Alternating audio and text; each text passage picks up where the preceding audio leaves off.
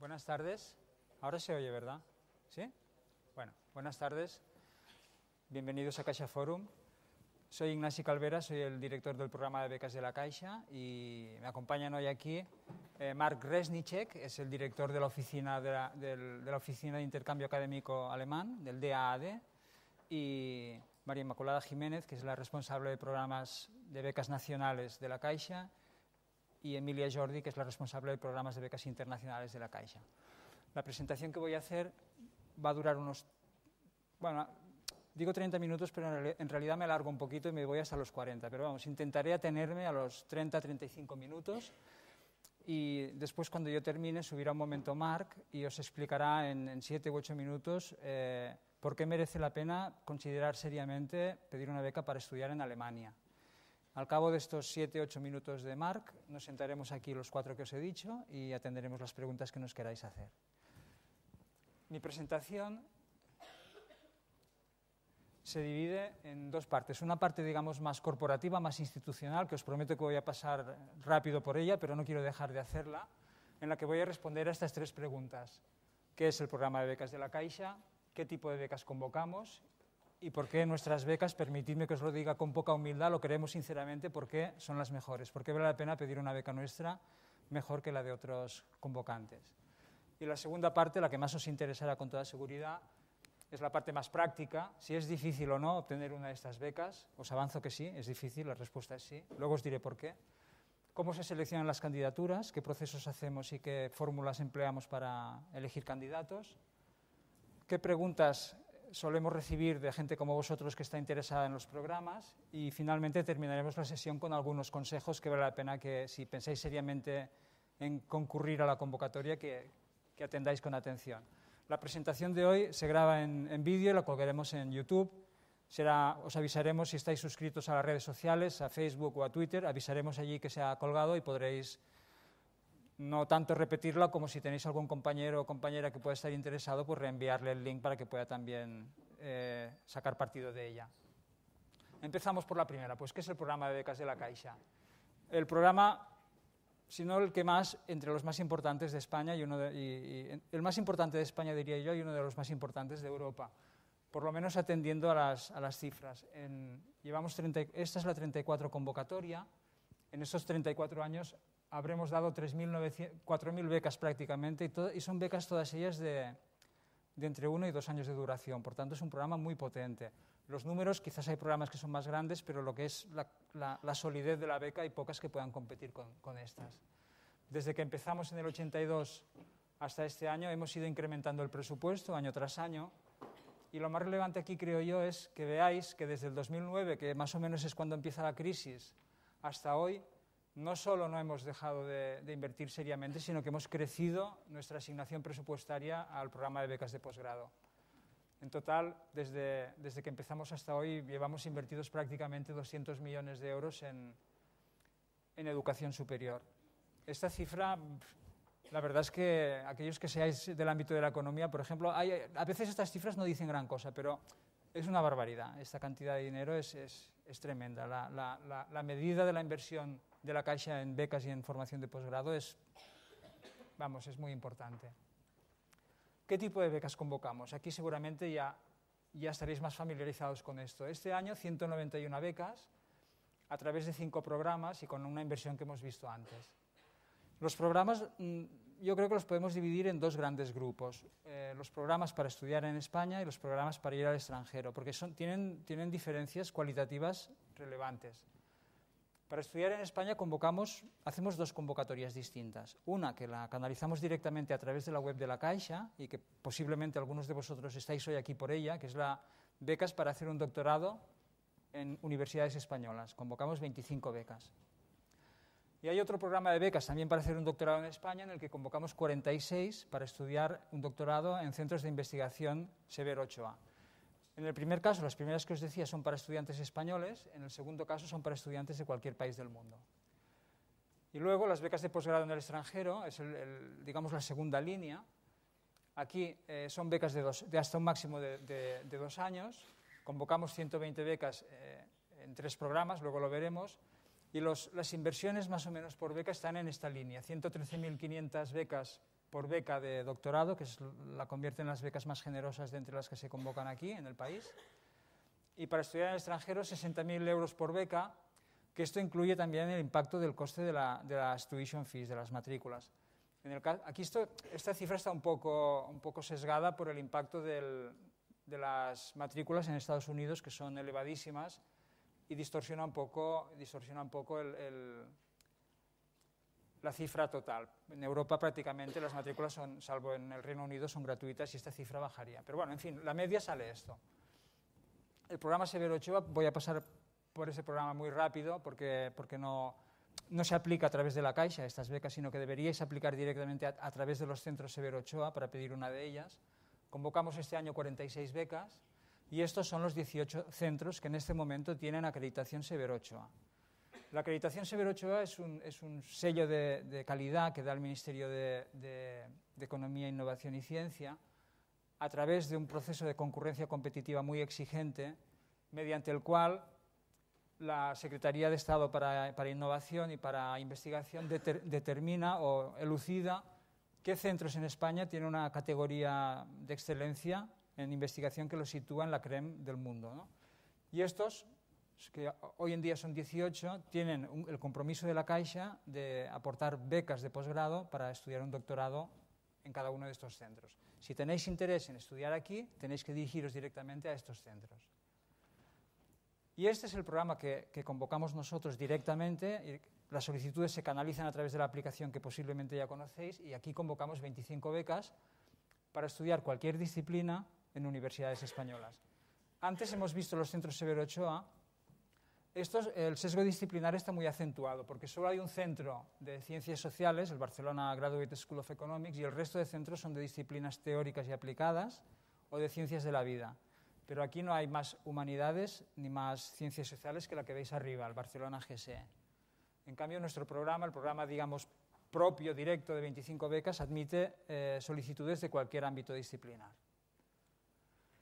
Y por lo que se refiere al programa para estudiar un posgrado en el extranjero, convocamos estas 3 líneas. La primera para ir a Asia-Pacífico a lo largo del año que viene.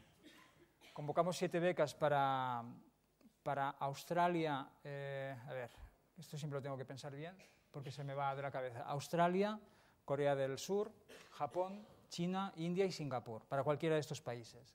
No hay cuotas. Los mejores se eligen y allí donde quieran ir, irán. En América del Norte hay 2 países, Estados Unidos y Canadá, 48 becas, y en Europa aceptamos candidaturas para todas las universidades del Espacio Europeo de Educación Superior, que es una región amplísima, que creo que coge Rusia, Israel, en fin, un montón de países.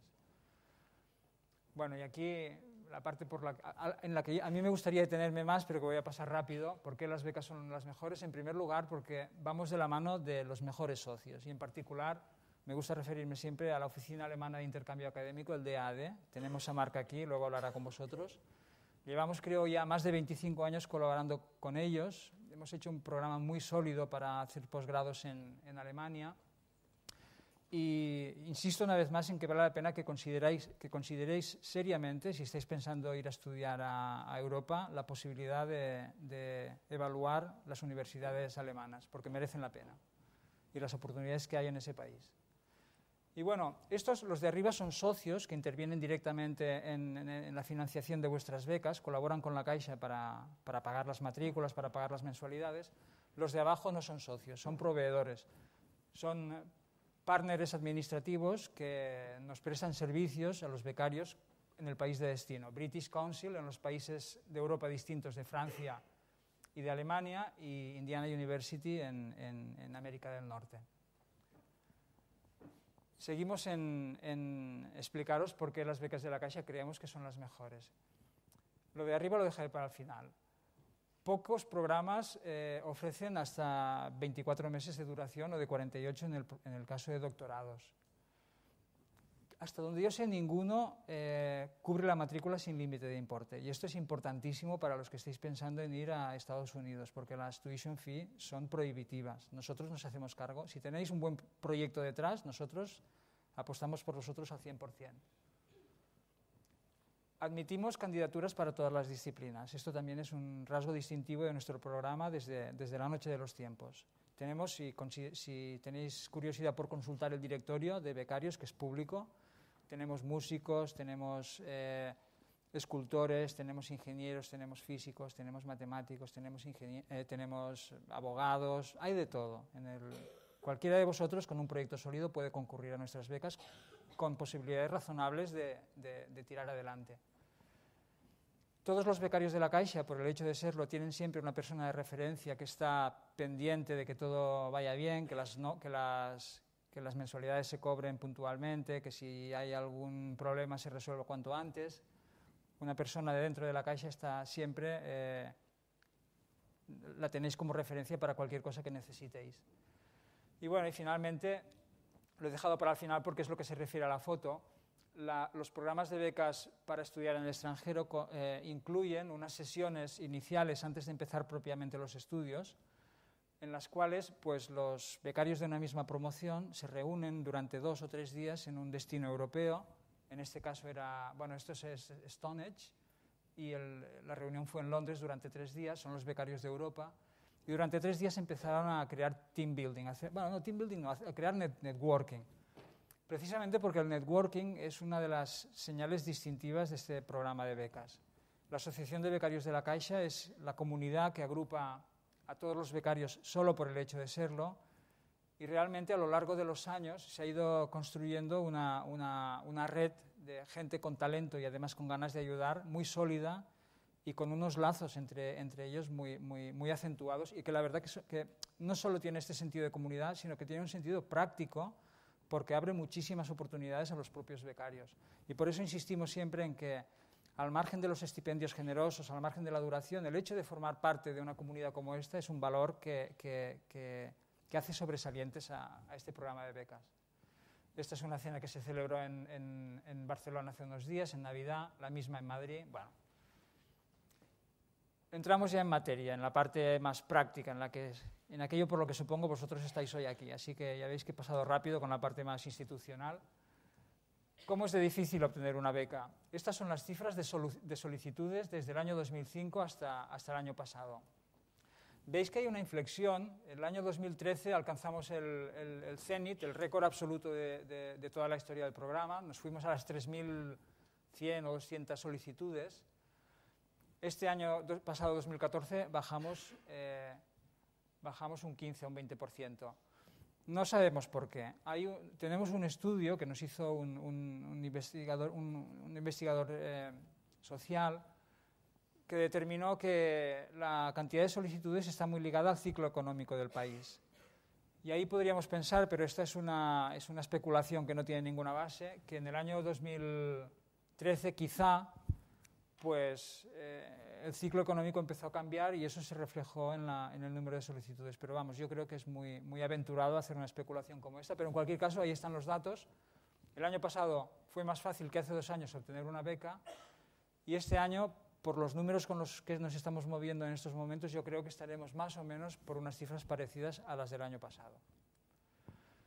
Esta es una diapositiva que os presento para que os hagáis una idea de la dificultad general de obtener una de estas becas. Si habéis estado en Berlín, sabréis que esta son los pictogramas que salen en los semáforos de la Alemania excomunista, que es una seña de identidad prácticamente de la ciudad de Berlín. Lo he puesto aquí en honor a nuestros amigos alemanes, ¿no? Que ya veis que nos los apreciamos mucho. En cualquier caso, lo que quiere decir esto es que de cada 100 candidaturas que recibimos, el 5,5% de esas candidaturas acaban obteniendo una beca. Este es el nivel de dificultad. El año pasado recibimos 2.618 y se repartieron de esta manera. 1.180 fue el programa más solicitado, Europa, también es el programa que cuenta con mayor número de becas. Luego, a continuación, prácticamente igual, América del Norte y doctorado en España, y con bastantes menos solicitudes, también con muchas menos becas, el programa de becas de Asia-Pacífico. ¿Qué pasa con las solicitudes? El año pasado entraron 2.618 que se presentaron, que completaron toda la documentación, que le dieron al botón de enviar, que tenían las cartas de recomendación, que estaban completas. De estas, un poco menos del 17%, 412, no cumplían algún requisito de la convocatoria. Habían, pues yo qué sé, habían presentado un nivel de idioma que era inferior al que nosotros habíamos pedido, o alguno de los documentos aportados no era el que se reclama según las bases del programa, o en fin, los requisitos que hacen elegible a una solicitud no se cumplieron y esas solicitudes automáticamente fueron rechazadas. No hay ninguna posibilidad de que el proceso vaya adelante si no se cumplen los requisitos.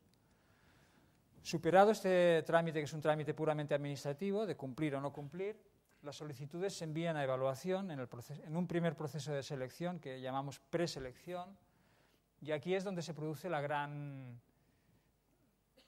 escabechina, iba a decir, en realidad es lo que es, ¿no? Porque veis que de 1.800 que entran, pues quedan 511, el resto no superan la preselección. Luego veremos con detalle cómo se hace la preselección, qué se evalúa, y de estas 511 solicitudes que superaron la preselección, aún 366 se quedaron en la última fase del camino y 145 son los que obtuvieron la beca. La última fase del camino es el proceso final de selección por entrevistas presenciales. Y estas un poco son las cifras que indican definitivamente cómo de difícil es obtener una beca de la Caixa. Si queréis, el programa más difícil sobre el papel y atendiendo a los números es el de doctorado en España. Si pedís una beca para este programa, competiréis, os sabréis seguro que por cada beca que demos 24 se quedarán sin beca, es decir, de cada 25 uno tiene beca. El segundo programa más difícil, curiosamente, es Asia-Pacífico, con una ratio prácticamente igual a la de España, luego Europa y luego América del Norte, con estos números. En cualquier caso, ya veis que para obtener la beca menos competida tenéis que superar a 14 candidatos. Esta es una gráfica que probablemente el año que viene cambiará de un modo importante, pero aún así creo que es interesante ponerla, porque pone de relieve un poco la dificultad por disciplinas. Está sesgada esta gráfica porque el año pasado el programa de becas para estudiar doctorado en España, las candidaturas aceptables tenían que ser para, no sé si lo recordáis o si lo mirasteis, tenían que ser para doctorados que tuvieran la mención hacia la excelencia. Esto ha desaparecido, es una acreditación que el Ministerio de Educación ha dejado de dar a los programas de doctorado, y lo que hemos hecho es aceptar cualquier solicitud para cualquier programa de doctorado que esté acreditado conforme al Real Decreto 99/2011, que vamos, es cualquiera de aquellos en los que os podríais matricular el año que viene, cualquiera. ¿Por qué os digo esto? Porque el año pasado los programas que tenían mención hacia la excelencia básicamente tenían un sesgo muy claro hacia lo que hemos visto antes, hacia disciplinas de ciencias de la vida y teóricas y aplicadas. Prácticamente el 70% de los doctorados elegibles eran de estos dos ámbitos disciplinares, y en cambio apenas habían para humanidades y para ciencias sociales, lo que produjo una inflación de candidaturas para estas dos disciplinas. Pero en general, el perfil de los solicitantes de nuestros programas obedece a los patrones que tenemos en la universidad de nuestro país, lo cual quiere decir que la mayoría de candidaturas proceden del ámbito de las humanidades, luego de las ciencias sociales, luego de las ciencias de la vida y luego de las disciplinas teóricas y experimentales. Básicamente, la proporción de solicitudes que recibimos se corresponde con la distribución de los estudiantes en la universidad. Sin embargo, intentamos distribuir homogéneamente las becas convocadas. Es decir, si damos 100 becas, intentamos dar 25 a cada uno de estos 4 ámbitos disciplinares, lo cual acaba haciendo que los becarios que proceden del ámbito de las humanidades lo tengan más difícil. Esto es así, esto es una decisión corporativa asumida, nos obedece a una reflexión que se hizo y son las reglas del juego que hay establecidas. ¿Cómo seleccionamos las candidaturas? En primer lugar, deciros que los procesos que llevamos a cabo para evaluar están gobernados por las indicaciones de la European Peer Review Guide, que es un manual de buenas prácticas que indica a cualquier oficina de funding cómo hay que hacer las cosas para hacerlas bien. todos nuestros candidatos se seleccionan mediante un proceso de concurrencia competitiva por peer review a través de expertos, y la Caixa no interviene para nada en la selección. Interviene en la logística y en el montaje, pero quien evalúa las candidaturas son siempre expertos. En total, cada año movilizamos unos 200 expertos, mayoritariamente de universidades y centros de investigación españoles, pero vienen también muchos del resto de Europa y algunos de Norteamérica. Para evaluar una solicitud se evalúan muchos factores, pero cada uno de ellos se evalúa según un baremo que tiene un escalado del 1 al 8 que se corresponde con un valor cualitativo. ¿Os tapo a alguno de vosotros de por aquí? No, vale. El número 8 se corresponde con excepcional y el número 1 con muy malo, y sobre esto se valora cada aspecto de vuestra solicitud. La primera parte de la evaluación es la evaluación remota. Se hace de la siguiente manera. Vuestra solicitud, si por ejemplo es del ámbito, yo que sé, del periodismo, se envía a evaluar a dos periodistas, he dicho periodistas, pero normalmente son profesores de universidad del ámbito del periodismo, que no se conocen entre ellos, que no saben el uno del otro y que evalúan independientemente la misma solicitud con los mismos parámetros y la puntúan con el mismo baremo de calificaciones. Y de ahí sale una puntuación final que permite rankear a todos los candidatos que han sido evaluados por esa pareja de profesores de periodismo. Tenemos un sistema que nos permite monitorizar las inconsistencias, es decir, seguimos con el mismo ejemplo, si dos profesores de periodismo están evaluando a 20 candidatos y las notas entre un profesor y otro son consistentes, salvo en un candidato, por ejemplo, que hay ahí una divergencia que no parece obedecer a ninguna razón, el sistema informático tiene un procedimiento mediante el cual lanza una alerta y pide a los profesores que reconsideren la evaluación porque hay algo que allí no parece normal. Los profesores luego pueden cambiar o no cambiar la puntuación original, pero en cualquier caso quiero que sepáis que hay un sistema que permite evitar en una proporción muy grande que se pueda producir ningún error en la evaluación. Y luego además añadimos a eso un procedimiento que permite que un experto, si su ámbito de experiencia se ajusta exactamente a la solicitud del candidato, pondere un poquito más que un experto que no se ajuste tanto. En este apartado, en esta fase del proceso, lo que más cuenta en vuestra solicitud son las calificaciones, las notas que hayáis obtenido básicamente en el grado o en la licenciatura, pero esto es lo que más cuenta, con un 45%. El currículum cuenta un 15% y además aquí los expertos tienen instrucciones claras de que el currículum hay que evaluarlo teniendo en cuenta la persona que está detrás. No se le puede pedir un currículum igual de brillante a un candidato de 22 años que a uno de 27. Es razonable que a un candidato de 27 años se le exija más recorrido. Esto los profesores lo tienen en cuenta. Por tanto, los que seáis más jóvenes, no os preocupéis de que vuestros currículums estén todavía por hacer. Es perfectamente razonable que esto sea así y no hay que preocuparse por eso. Lo que tiene que pasar es que lo que hayáis hecho hasta ahora sea consistente y esté bien estructurado, pero no hace falta que tengáis unos currículums muy profundos. El proyecto que presentéis cuenta en esta parte un 30% y las cartas de apoyo, aun siendo lo que cuenta menos, a veces son lo que marca la diferencia, un 10%.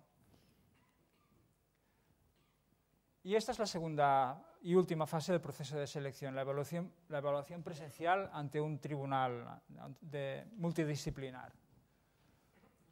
Aquí, como os he dicho antes, intentamos hacer una distribución homogénea de las becas por cada comité. Si constituimos 4 comités, que es el máximo que se constituye, cada comité tiene un 25% de las becas.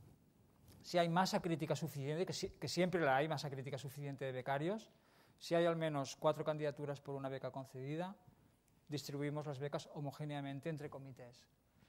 Los comités son multidisciplinares, están formados por entre 4 y 6 expertos. ¿Y qué quiere decir que son multidisciplinares?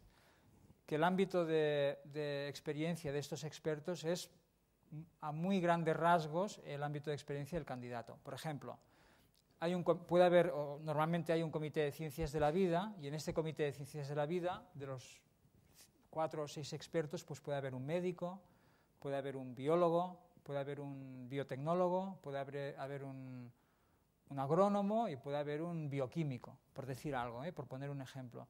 Pero a lo mejor no hay específicamente un genetista. Aquí llegan candidatos que ya han sido filtrados previamente a nivel técnico, y lo que se evalúa en esta parte ya no es tanto la solvencia académica cuanto otras habilidades. Y finalmente, cada comité hace una asignación consensuada de las becas. Es un acuerdo común, hay un acta que se firma por todos los profesores y es obedece a un sistema muy formalizado, pero digamos que la evaluación en esta fase del proceso no es subjetiva, tampoco es objetiva. Yo creo que la podemos llamar intersubjetiva. Hay una concurrencia de subjetividades, de personas que merecen confianza en la evaluación porque tienen mucha experiencia, y la Caixa cree que de esta concurrencia de evaluaciones sale la excelencia en la selección. Aquí, en esta parte del proceso, se evalúa con mayor ponderación la excelencia de la propuesta, lo bueno que es lo que proponéis, el impacto que ese proyecto puede tener a medio plazo. Y este impacto aquí, a veces hay candidatos que confunden qué queremos decir con eso. En general, todo lo que estoy explicando se recoge con muchísima amplitud en unos documentos que están colgados en la web, y que, si queréis seriamente presentar una candidatura, convendría que estudiarais con detenimiento. Cada una de estas secciones de evaluación se despliega en amplitud y se especifica exactamente qué se considera para hacer una evaluación. Pero en cualquier caso, por lo que se refiere al impacto del proyecto, lo que os querría decir es que no se trata aquí de que lo que vosotros proponéis a la Caixa sirva para salvar el mundo o para hacer un mundo mejor o un mundo más justo, o, bueno, a lo mejor también, si es este vuestro proyecto, adelante. Pero se trata de que realmente lo que vosotros proponéis tenga sentido, tenga un impacto. Si es una carrera científica, pues tenga una proyección científica clara. Si proponéis un proyecto más profesional, pues que eso sirva para crear puestos de trabajo, en fin.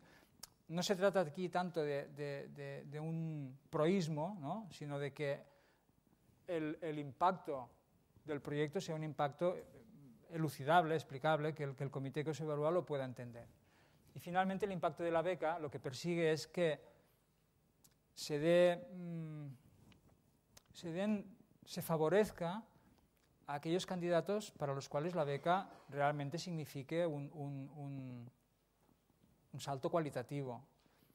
Aquellos candidatos que el comité aprecie que con o sin beca van a hacer lo mismo, pues tendrán menos oportunidades que aquellos candidatos para los cuales se ve claramente que sin aquella beca la carrera, el futuro de aquella persona va a ser completamente distinta. Es un poco el coste de oportunidad de no dar esa beca.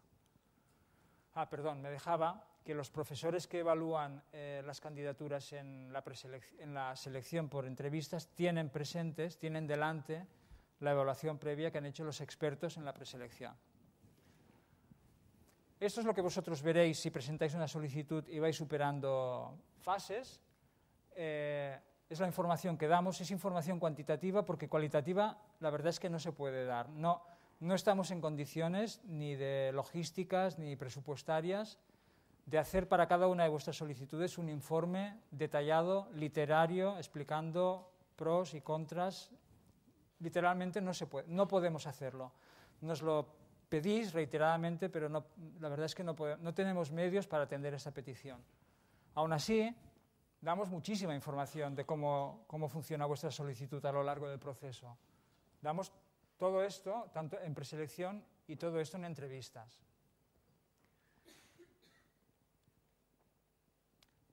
Algunas de las preguntas que nos suelen llegar. Por ejemplo, un clásico desde siempre. No puedo acreditar la nacionalidad española. ¿Me puedo presentar? No. Solo os podríais presentar a alguna de esas becas del programa Severo Ochoa, concurriendo directamente a los centros, pero no a través de las convocatorias que se cursan en la aplicación informática que conocéis. Otro clásico. Hablo muy bien inglés, pero no tengo ninguno de los certificados que os pedimos. Sabemos que esto algunas veces puede parecer poco razonable y que hay... Bueno, la casuística es amplísima. Llevamos muchos años dando becas. Todos los que trabajamos en el departamento de becas tenemos mucha experiencia en esto y sabemos que hay casos para todos los gustos. Gente que ha nacido y crecido en países anglófonos, que su familia, sus padres son americanos, que han estudiado en colegios ingleses, lo sabemos. Y parecería razonable que aceptáramos solicitudes de este perfil, pero es que no podemos. O sea, tenemos que establecer unos criterios homogéneos que permitan que no seamos discrecionales a la hora de decir si sí o si no. Y esto es lo que hace que nos atengamos estrictamente a los certificados que se admiten específicamente en la solicitud. No hay excepción a este respecto. Si queréis que vuestra solicitud sea aceptada, tenéis que presentar lo que se pide y nada más. No hay alternativa. Ya ha empezado el doctorado. ¿Puedo cambiarme y matricularme en uno diferente? Esperamos a terminar y luego abrimos un turno de preguntas el rato que queráis.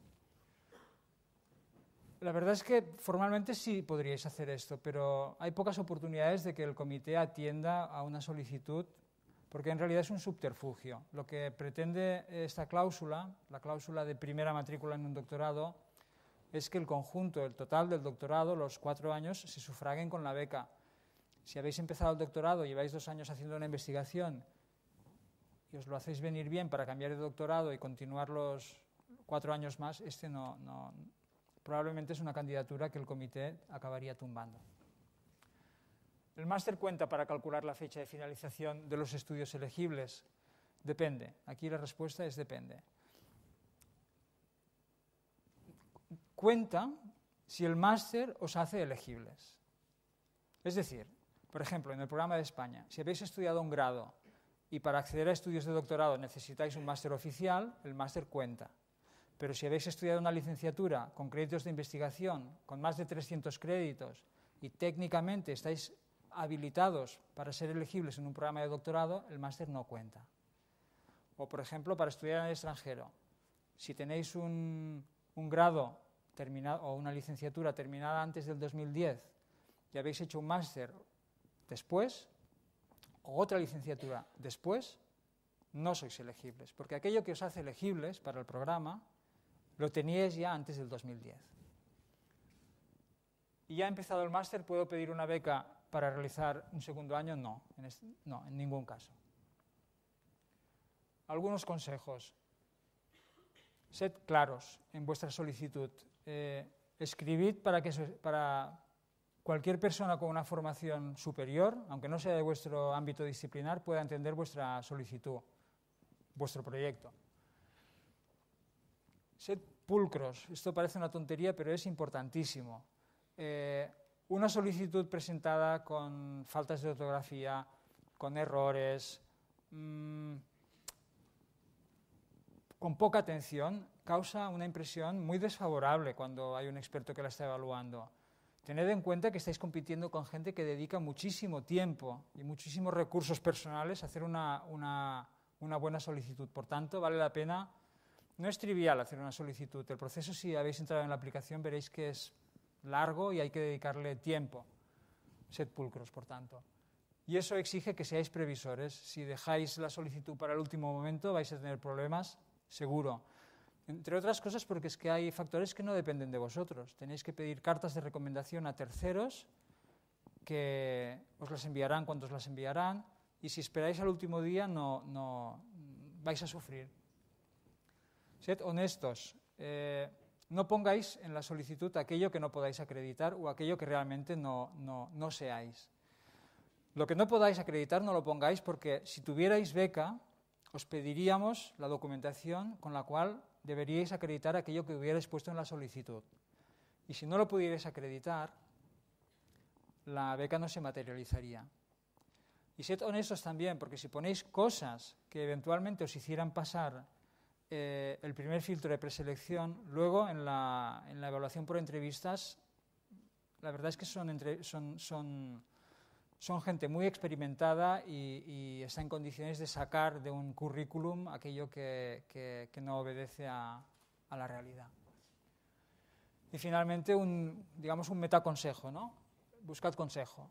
Si tenéis alguna persona conocida que ya obtuvo una beca de la Caixa, pedidle que os ayude un poco a explicaros cómo lo hizo. Si tenéis un profesor o un investigador de confianza, solicitad su consejo porque os puede ayudar mucho. Y bueno, estos son los consejos que os damos desde la Caixa, pero hay otros que vais a ver ahora que os los darán becarios que el año pasado tuvieron una beca. Son unos clips que estamos recopilando a través de Skype y que vamos a ir colgando en la web. Si estáis suscritos a los servicios de Facebook y de Twitter, iréis recibiendo clips como estos que vamos a ver ahora.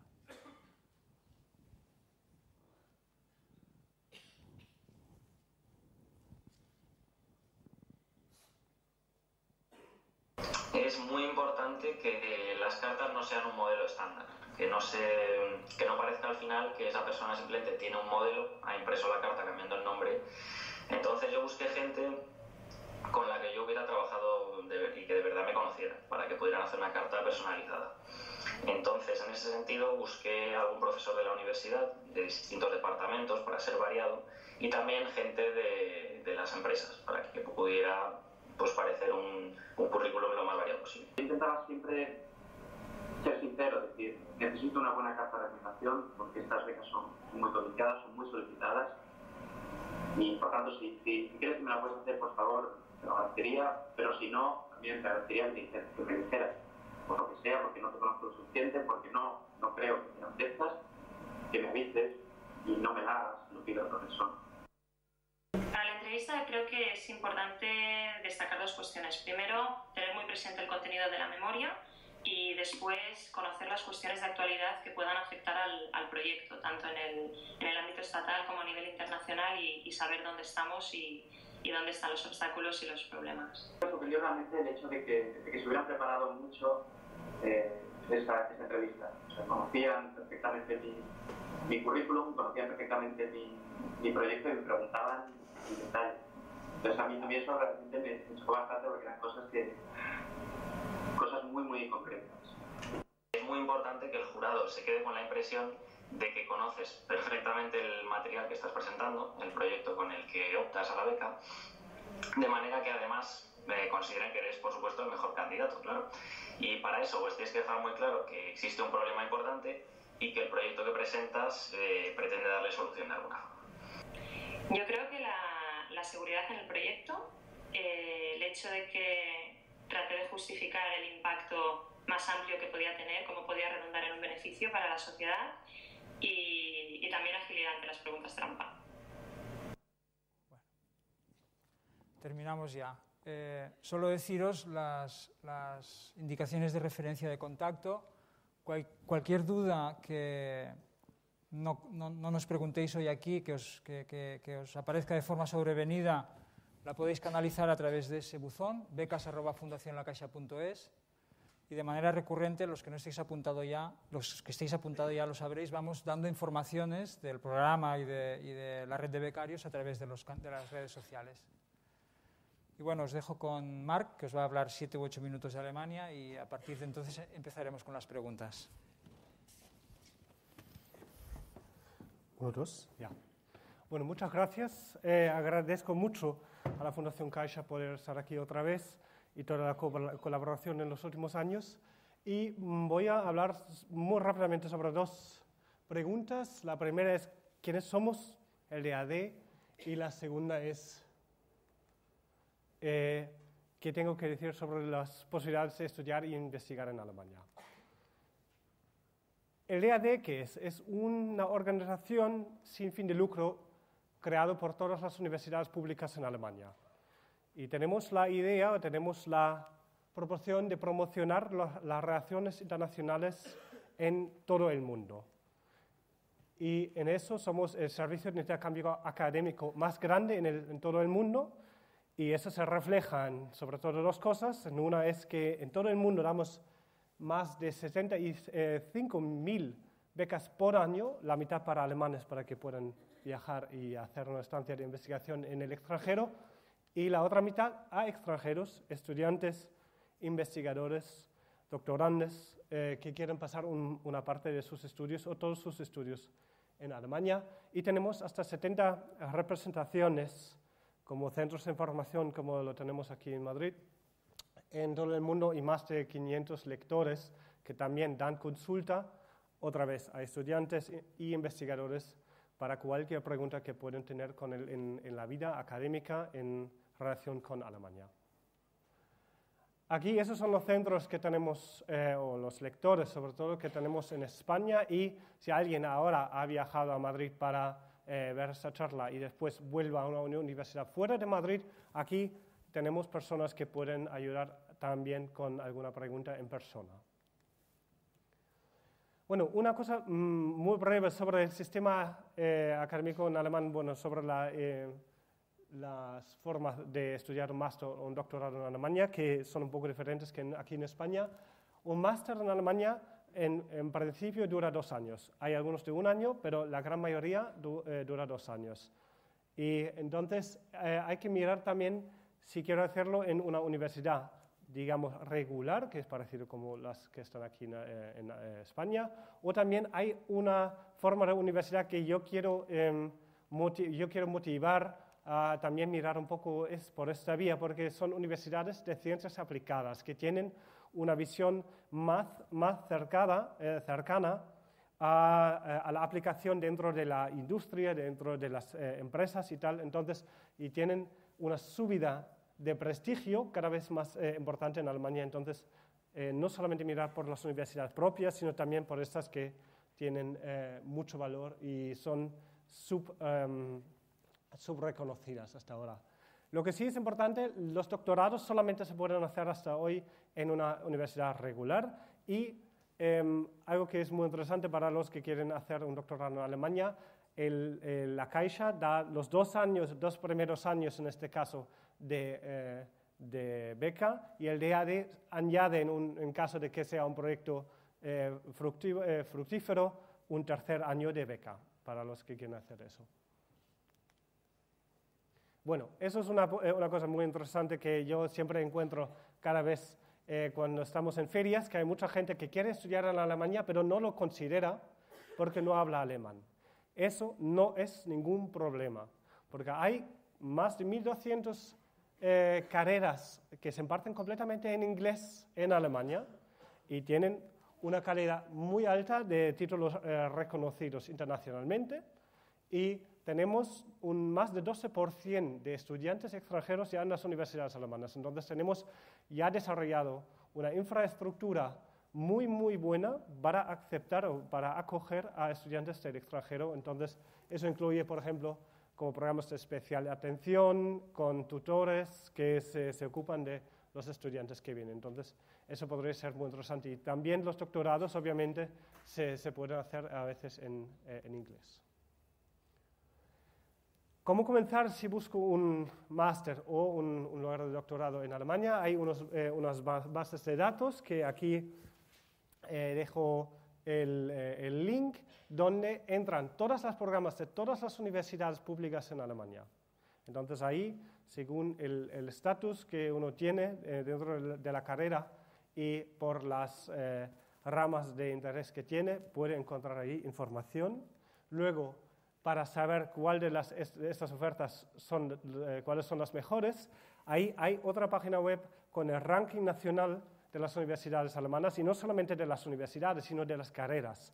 Entonces ahí tenéis una información objetiva, por ejemplo, cuánto dinero se imparte por estudiante del Estado en esta universidad, pero también información subjetiva de los propios estudiantes diciendo cuánto les gustaba, cuánto se han sentido